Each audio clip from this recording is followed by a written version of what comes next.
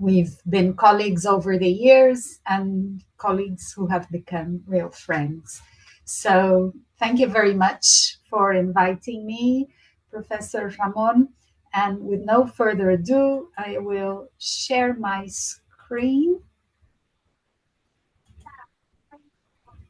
Can you see my screen? Yes, we can see it. Can you see, sorry, I don't know which screen. Can you see the full slides or can you see the presenter view? No, full slide, full slide. Okay, yeah, thank you. So I'm going to focus on a study that I published a couple of years ago, and looking specifically at comparing human and machine translation. I think Professor Ramon has shared with you the link to the article, but I will share it again here further on in this paper. So to give you just a bit of background before I focus on the methodology, let's just go over very quickly the evolution of machine translation. So you can see here on the left, there's the axis of quality, and on the right, the axis of the number of users. And in the beginning, the quality of machine translation was very poor, and there were not too many users. It was a rule-based system, and they felt that with just a few simple grammar rules and a bilingual dictionary, they could achieve machine translation. And language is just too complex. It didn't work. So there were not many users. Then in the year 2000, they started using past translations by professional translators as examples of what a translator should be, and apply statistics to that to translate new text. So statistical machine translation. And the results were a lot better. And here, more users began to adopt machine translation. And finally, 10 years ago, machine translation was coupled with AI. So using neural networks, it was possible to transform the field and to produce fluent and idiomatic translations using the machine. And with this, more and more users began to use machine translation. I'm sure that all of you here in this room have used machine translation before. And indeed, machine translation is everywhere today. Here are just 3 examples of machine translation engines that are free, and they can translate any text you want using many, many languages. So machine translation has several uses. The first and most important one is for personal use. So machine translation is normally used for things that don't usually require professional translation. For example, a personal message or a personal email, you can use machine translation for yourself. Sometimes you can use machine translation in internal workplace drafts, but which are not for the client, just for internal communication. And then everyone uses machine translation to check product reviews and social media and so on. But machine translation is also being used in society. It's being used as an alternative to professional translation and interpreting services when other options are not available. So sometimes it's used in hospitals. Sometimes it's used in courtrooms, and sometimes in crisis scenarios, like in hurricanes, floods and all that. So it's being used when you don't have interpreters or translators available. But professionals are also using machine translation. And in the latest report by the European Language Industry Survey, there is this statistic that over 50% of language professionals in Europe are actually using machine translation to assist them in their work. This figure is stable. It hasn't changed much since 2024. So the 2024 report was similar. But all these uses of machine translation, and how much do people actually know about it? Many readers of translations consume machine translation uncritically. Many clients requesting translations are not really very good at separating the advantages and disadvantages of machine translation. They tend to see only the advantages. It's free, it's fast, without being aware of many of the disadvantages. And another issue is that many professional translators, especially the older generation of translators who are still active today and are experienced translator, they haven't received any training on how or when to use machine translation. When they attended university, there wasn't any machine translation. They got used to developing their other methods of translation without the machine. And putting all this together, not enough people are aware of the risks of machine translation. So some of the problems facing machine translation users in general, whether you are a client, a translator, or a consumer of translation. If you don't speak the source language, you cannot evaluate the translation. You only read the translated text, and you may think it's great, even when sometimes it's not, and when it hallucinates and translates totally different things from what's in the source text. Another thing, it's quite hard for untrained users to identify problems because machine translation normally reads very well. It's very fluent and there are no grammar mistakes. So it looks wonderful, but sometimes it's not a proper translation. And the other thing, many machine translation users have absolutely no training in translation, and they don't understand all the nuances and complexities behind it. So there's a tendency to underestimate the intricacies of professional translation and to overestimate the benefits of machine translation. And here are some common misconceptions about translation in general. So if you're not in a professional, you may think things like this: oh, you speak English, right? Could you translate this for me? But sometimes you cannot, because speaking a language, being bilingual, is not the same as being a translator. It's just like saying, if you have 10 fingers, you can play the piano because you have 10 fingers. And it's not quite right. You need a lot of practice, a lot of skills to play the piano properly. Another misconception: I need this document of 8,000 words translated by tomorrow morning. It's 10 p.m. in the evening. Most people don't know the rate of translation speed. A professional translator normally works at more or less professionally, if they're used and familiar with a topic, they translate around 300 words per hour.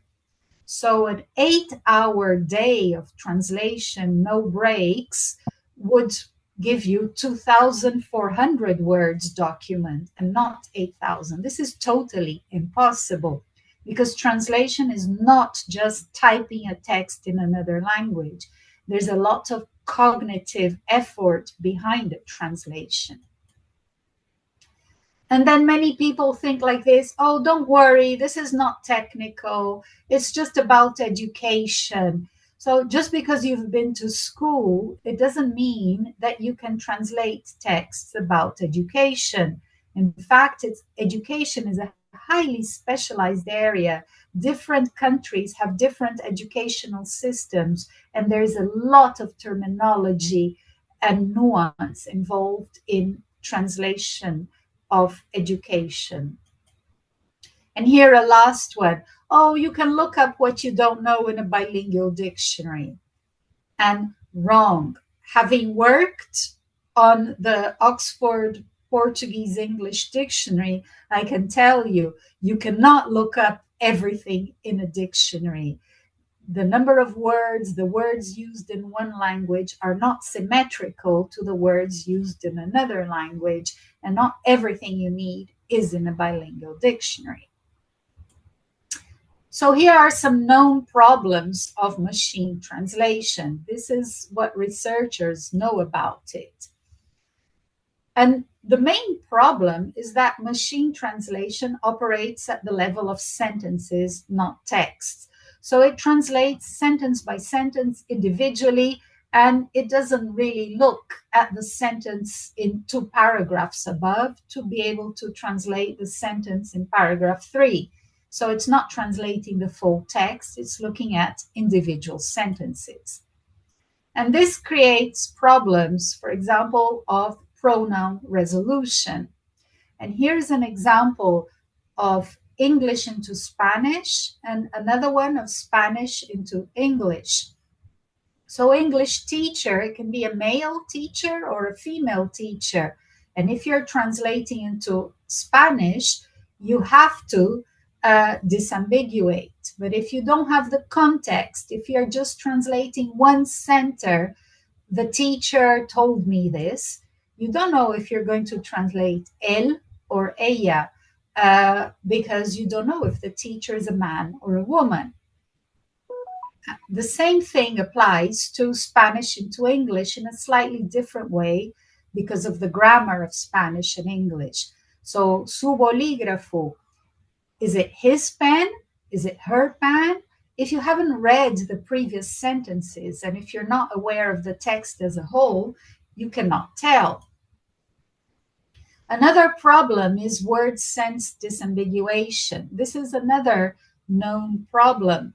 For example, English theater can be a theater for theatrical performances, for plays, or it can be a theater in a hospital for operating people, quirófano.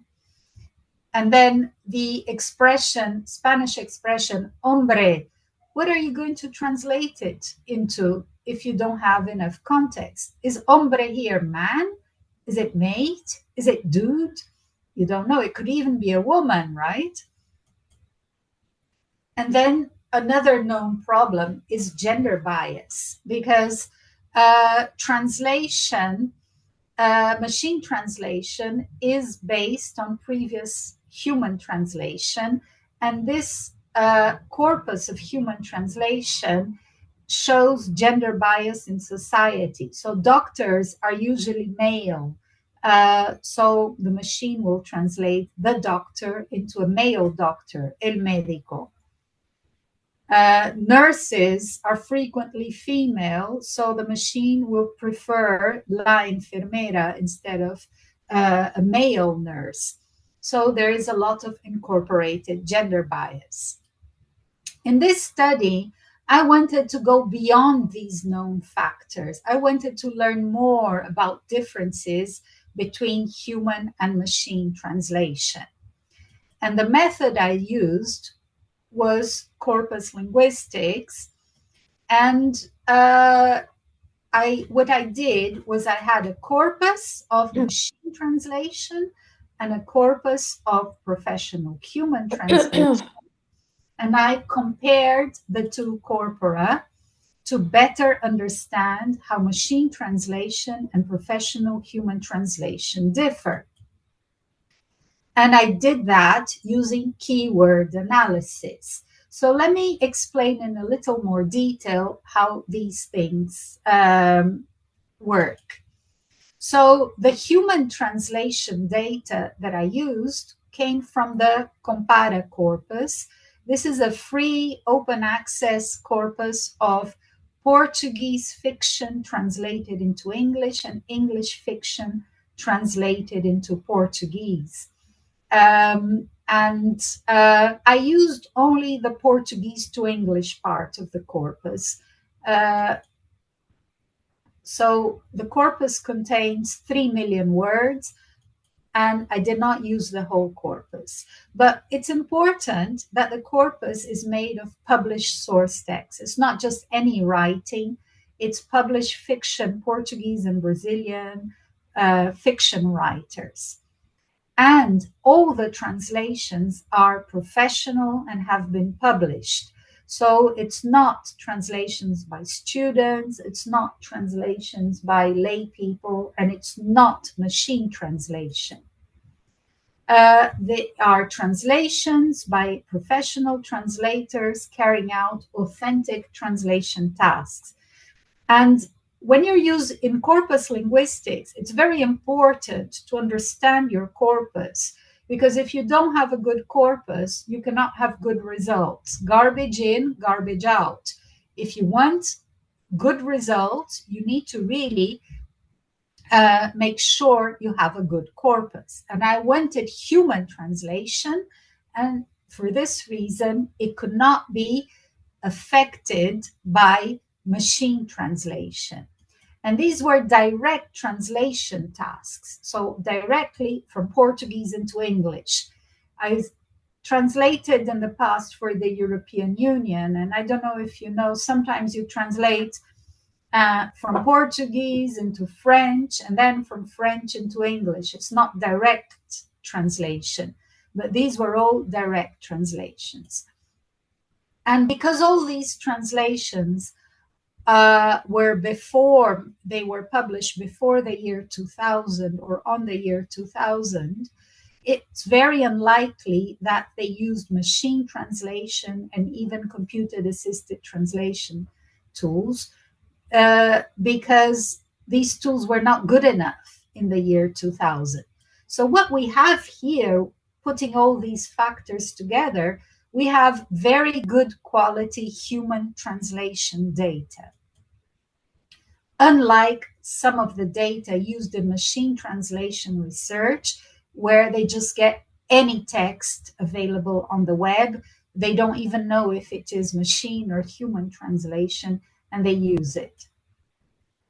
Another thing that I was worried about in the corpus was that it should be balanced. So I did not use the whole of the corpus, the Portuguese-English part of the corpus. I used a balanced part of the corpus consisting of 15 source texts by 15 different authors, translated by 15 different translators. And why did I want to check all this? Because I did not want one text in the corpus to be more dominant, to influence all the other ones. So I wanted all the text, all the writers, and all the translators to be balanced, to filter out any possible distortion by because of personal style. So very quickly, you can see here, there are 15 different authors in the author column. They're all Brazilian or African, Portuguese African, or European Portuguese authors, and 15 different translators. They're all first language speakers of English. And to get my machine translation corpus, I used the Google Translator Toolkit, which unfortunately has been discontinued. It's no longer available, but it was very easy to upload the source text to Google Translate and then to machine translate them separately into English. And Google Translate is a generic, widely used machine translation engine, and it has been neural since 2016 for the Portuguese English language pair. So these are all neural machine translations.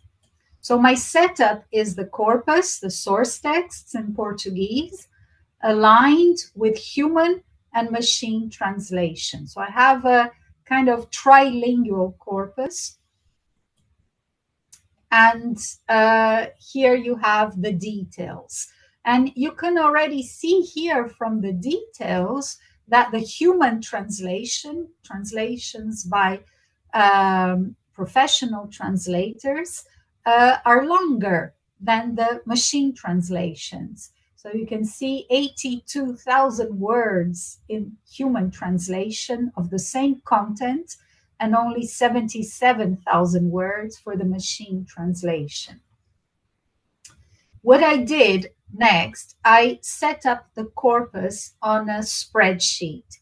So you can see here in column A, I have the ID of the sentence and of the source, so I know who is the author and who the translator is. Column B, I have the Portuguese sentences. Column C, I have the English human translations. And column D, I have the machine translation. And this is all I needed to create my corpus.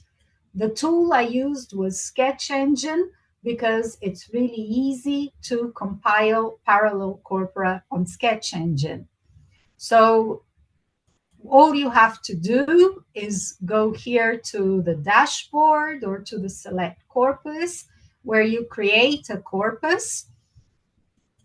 You give it a name. So I gave it machine translation, human translation corpus. You have to tell it it's a multilingual corpus. Then you click next.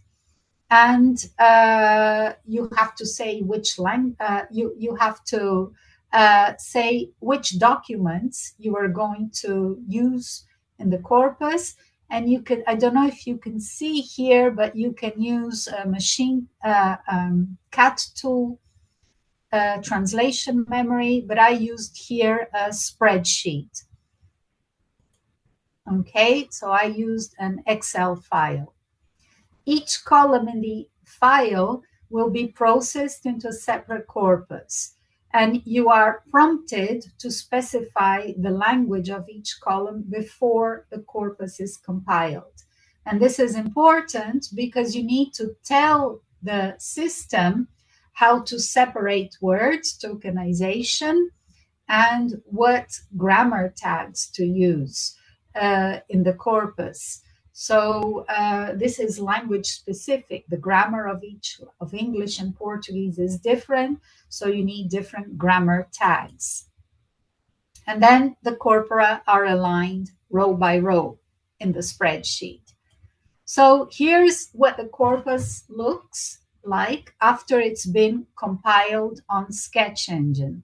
And this is just a parallel concordance for the word simples in Portuguese. And you can see here, you have it aligned with the human translation and with the machine translation.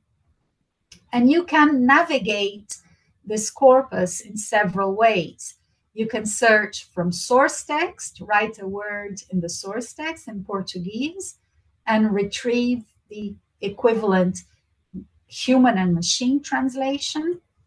Or you can write a word in the human translator corpus and retrieve the equivalent in the source text and in the machine translation. Or you can write a word, you can start the search in the machine translation corpus and retrieve the source text and the human translation.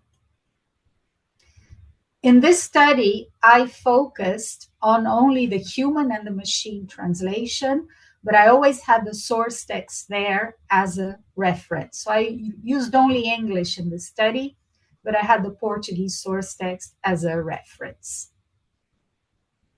Next, the procedure. Instead of using the corpus to analyze known issues in machine translation, we already spoke about the pronouns. I wanted to use my corpus as a point of departure to discover new things about machine translation.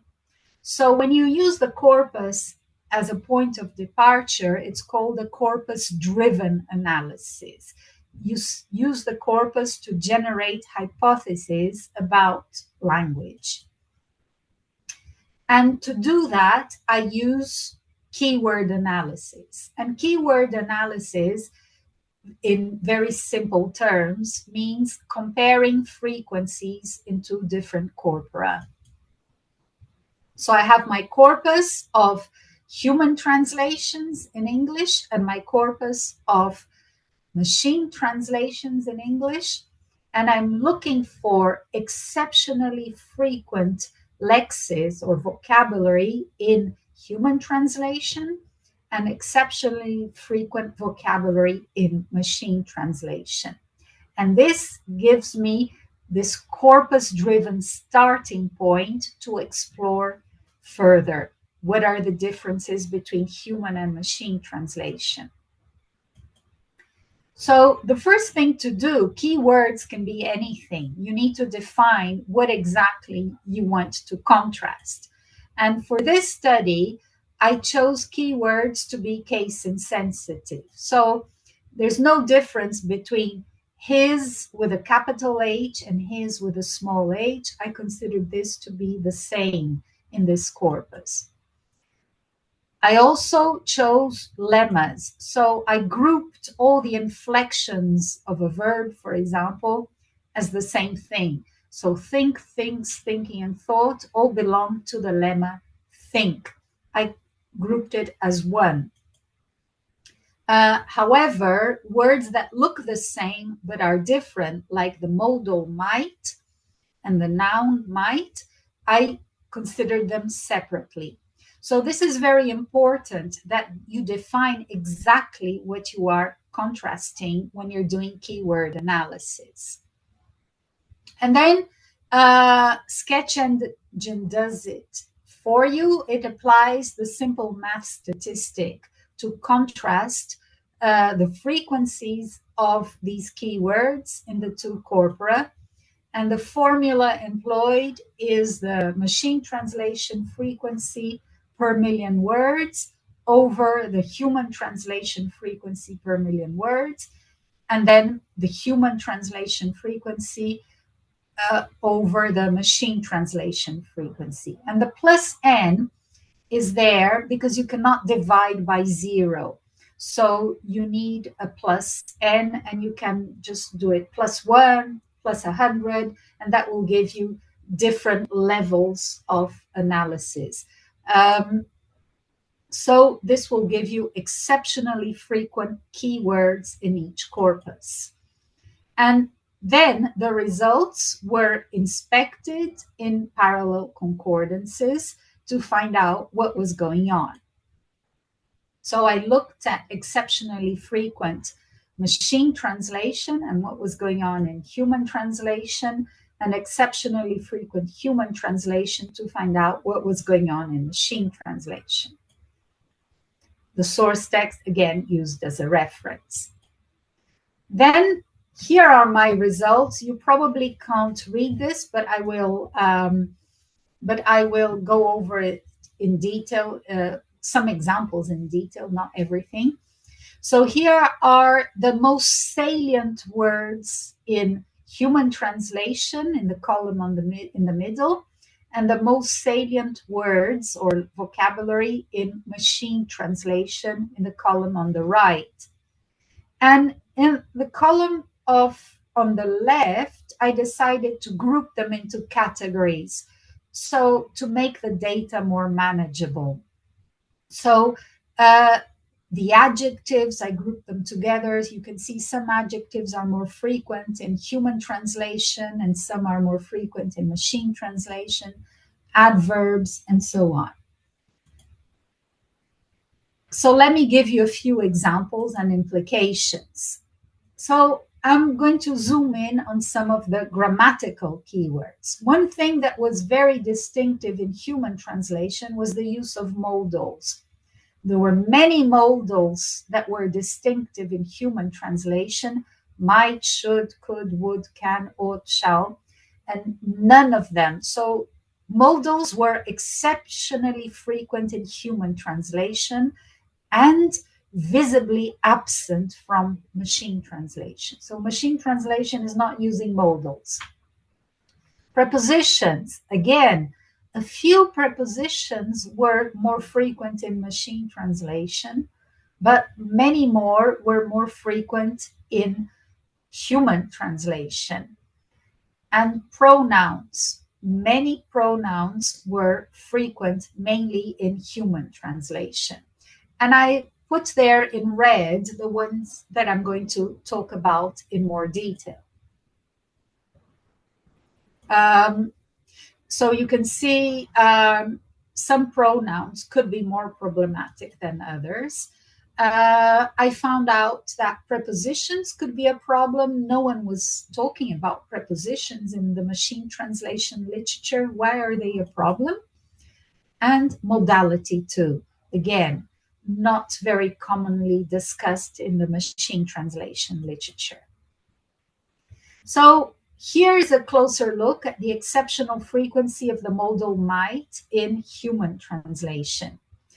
And you can see here, the column in the middle is human translation. On the right, it's machine translation. And if you know Spanish, you might be able to read the Portuguese on the left.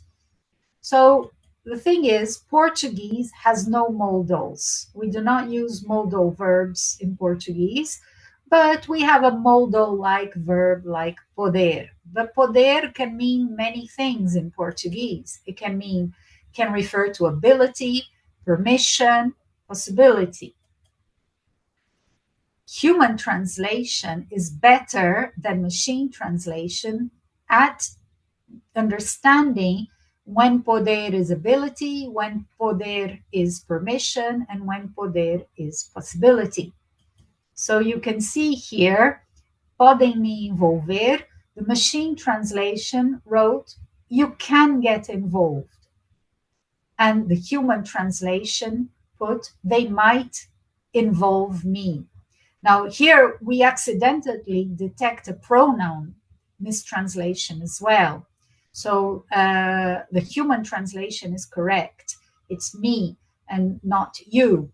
But we're looking here at the modal, and sometimes accidentally we stumble upon other problems of machine translation.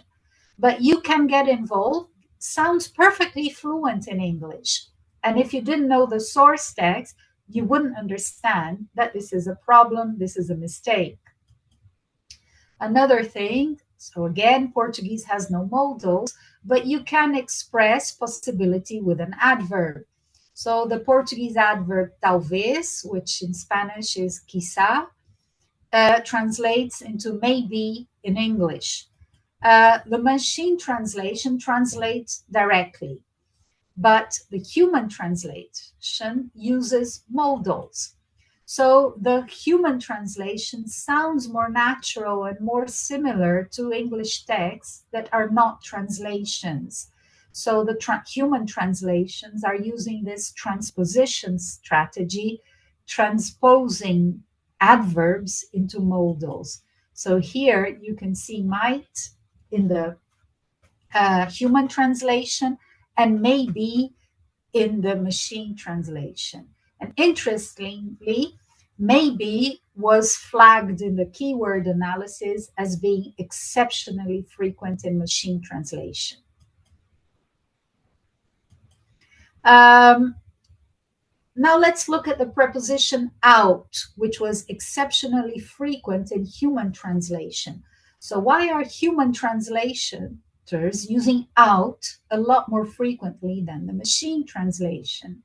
So if you inspect the concordances, you will see that the human translators are using more phrasal verbs, which shows awareness of register.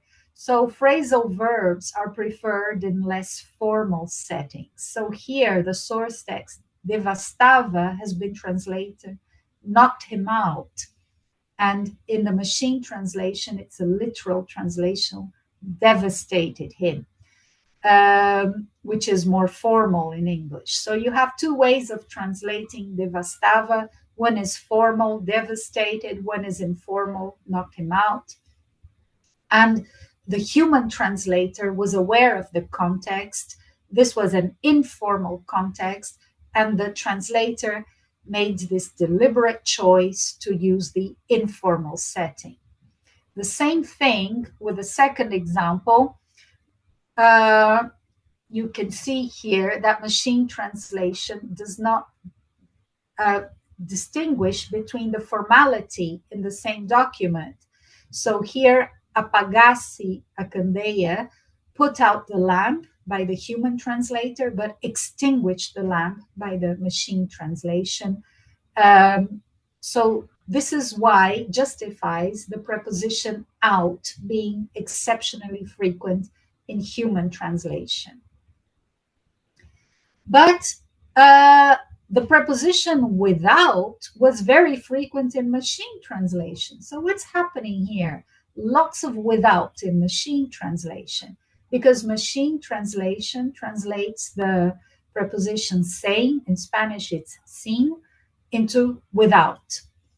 But the human translators use different translation strategies like modulation and transposition to give a more natural sounding text. So here you can see sem me ver, doesn't see me, but the machine without seeing me. So the machine is translating literally. The human translator is using transposition to change the preposition into a verb with a negative particle. Here again, this is modulation. Instead of without being able to blame, unable to blame. Instead of without a mother, a motherless child. So again, the human translation can go a little bit beyond. And here you can see again how the translator, the human translators, professional translators are less literal. They completely changed the sentence. Instead of without time, always rushing. Instead of without interruption, went on writing. What about the pronouns? Machine translation does not add pronouns. It just translates what's there on the page. But human translators, they add pronouns to make the translation more explicit and sometimes more natural. So here you have some examples of the human translation adding the pronoun their names, their hair. And in the machine translation, name of house, paints the hair, sounds very odd in the machine translation. And again, their parents, and the machine translation of parents. So you don't know whose parents they are.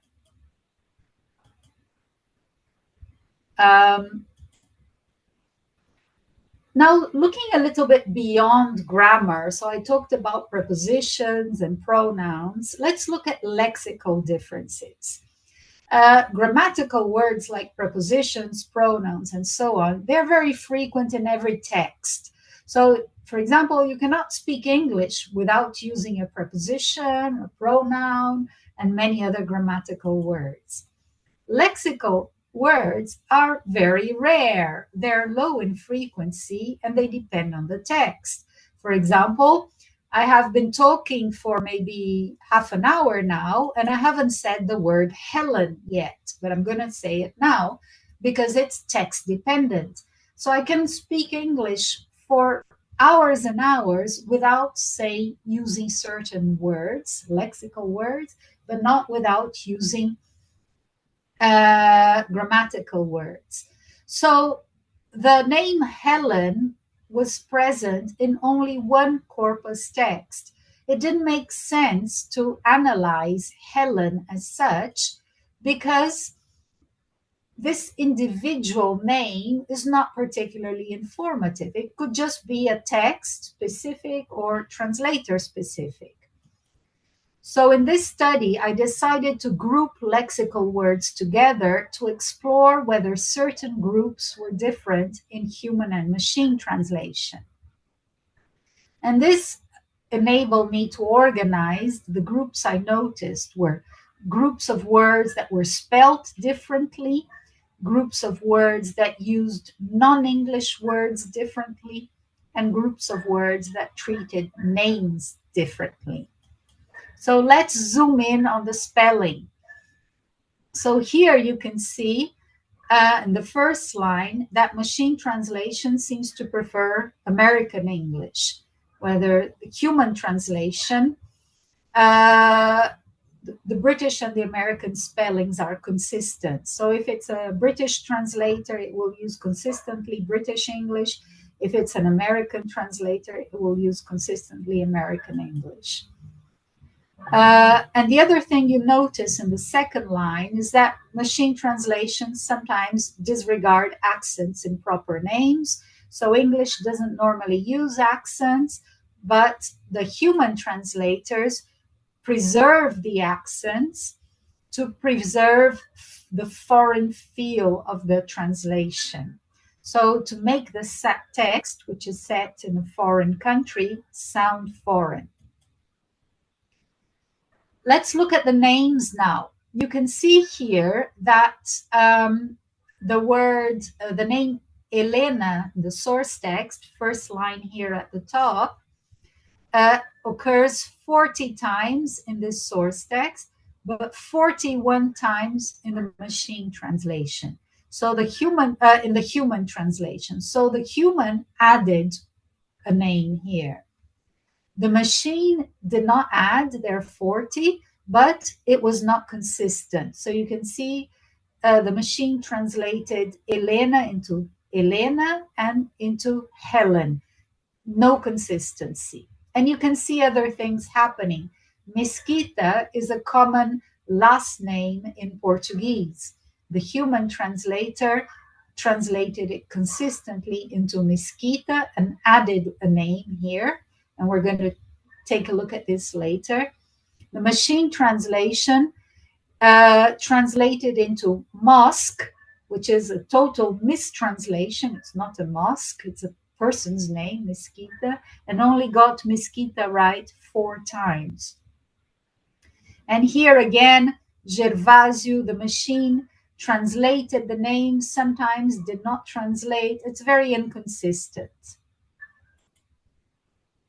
So machine translation doesn't translate names consistently, does not add or remove names. Human translators can deliberately add or remove names, and sometimes they use pronouns instead of names. So here you have an example of Helen, where the translator added Helen to remove the ambiguity. Here in the machine, you don't know who's speaking. Here, the human translator decided to disambiguate. It was Helen speaking. Here, you don't know who answered. The human translator is specifying. Jose answered. Again, another thing that normally proper names are not translated. So, but there are exceptions if contextually appropriate. So here, Elena was translated into Helen because it was not any Elena. They were referring in this text to Helen of Troy, which is a Greek character, right? So there is an English translation for Helen of Troy, and that's why the human translator could make this decision to use Helen and not preserve Elena. Here it was a Roman text, so the human again translated Trifeno into the Roman name Triphenus, whereas the machine translation didn't translate. You may be wondering here about Godofredo. There are 3 different translations, and this is because Godofredo was a first name, Alves was the surname, and he is the pronoun. So the human translator used the first name, the surname, and a pronoun to translate Godofredo, whereas the machine translation just used different versions and inconsistently of this name. Let's look now at loan word contrasts. And here you can see in the source text that senhora is not an English word, but it is kept there, senhora, in the human translation and translated into Mrs. in the machine. Same thing with senhor, but here it's an abbreviation of senhor, and the human translator spelled it out in full. And the machine used Mr. And here you can see praça. The human translator used plaza, the Spanish word, and the machine translation simply translated into square. So what's going on? Well, the human translator wanted to preserve the foreign feel of these texts, and the human translator knew that the reader would understand senhora because it's similar in Spanish and Italian. Same thing with señor.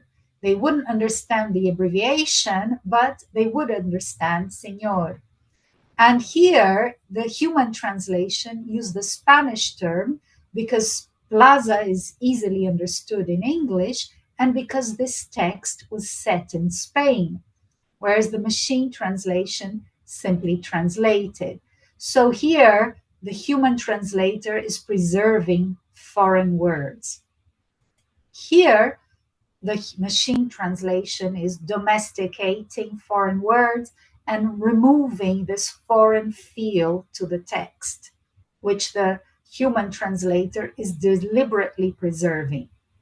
But these next two examples are totally different. It's the opposite. The human translator is explaining massa, which is the same as master.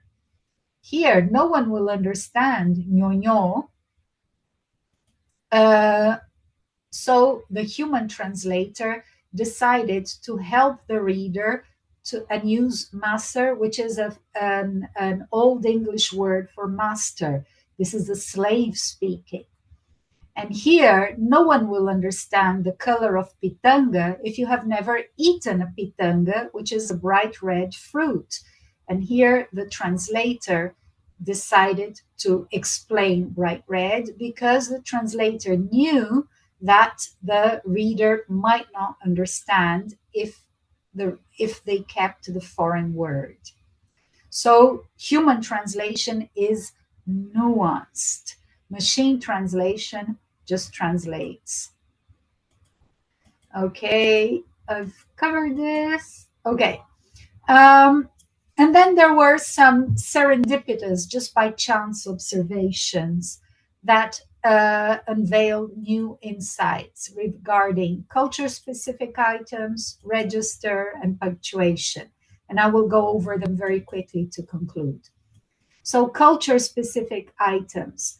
Look here, the machine translation, the turn of bacanga.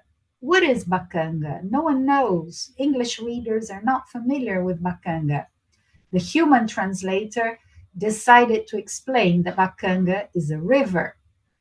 Again, here, machine translation, he was going to Lumiar. What is Lumiar? The English-speaking reader who has never been to Lisbon probably doesn't know. But in this case, Lumiar can be a neighborhood in Lisbon, but it's also a theater. And the human translator is helping the reader here, saying that this is the theater that is being referred to. So the human translator is helping the reader. The machine translation is just copying the source text. So more explanation here. And register. So you can see here, I'll go very quickly here because I think we're running out of time. The source text is informal and the human translator keeps it informal. The machine translation cannot differentiate between formal and formal language in the same text. So it's translating very formally here when what you want, it's a less formal register. And here it's the opposite. The source text and the human translation is formal, but the machine translation decided to go with an informal rendition.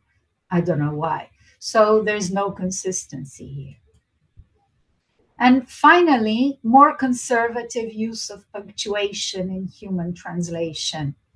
So you can see here that in the first line, this exclamation mark was converted into a full stop, but preserved as an exclamation mark.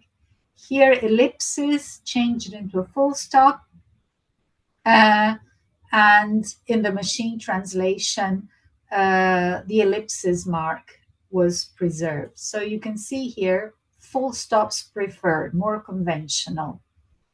And here you can see that the translator split the sentence, put a full stop here. And here too, the translator split the sentence. And the machine translation doesn't do that. If it's a long sentence in Portuguese, it keeps a long sentence in English and keeps a long sentence in English.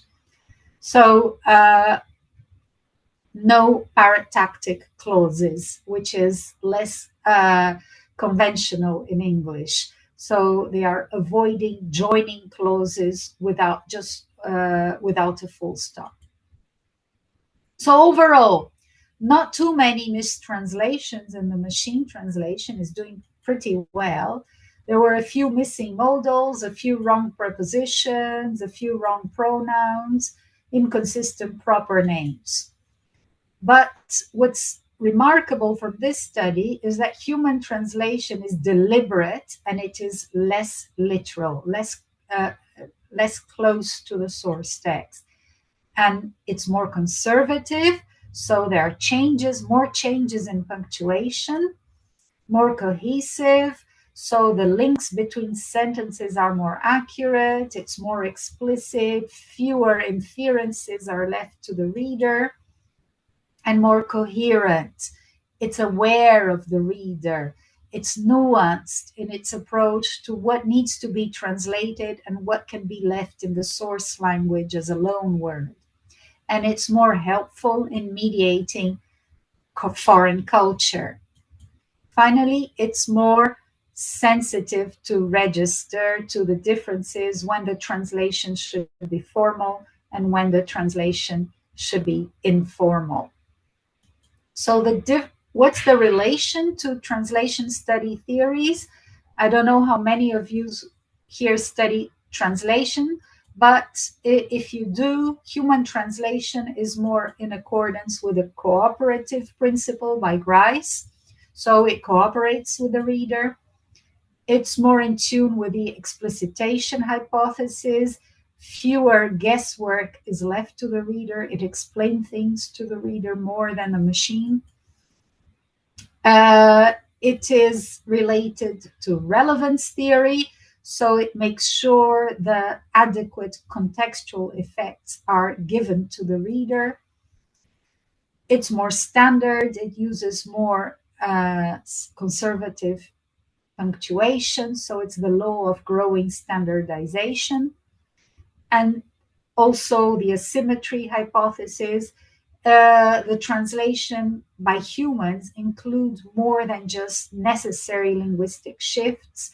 It also adds things or remove things. And it's all of the above. It's risk averse. Human translations take less risks machine translation doesn't know. So human translation wants to make sure the reader will understand the target text. So all this has been published in Target. I put the link here. You can also just Google the text, and I think Professor Ramon has sent you the link or a copy of the text. And what are the methodological implications? Well, the method used to contrast human translation and machine translation in this study can be applied to countless other corpus contrastive studies. So let me just give you a few examples.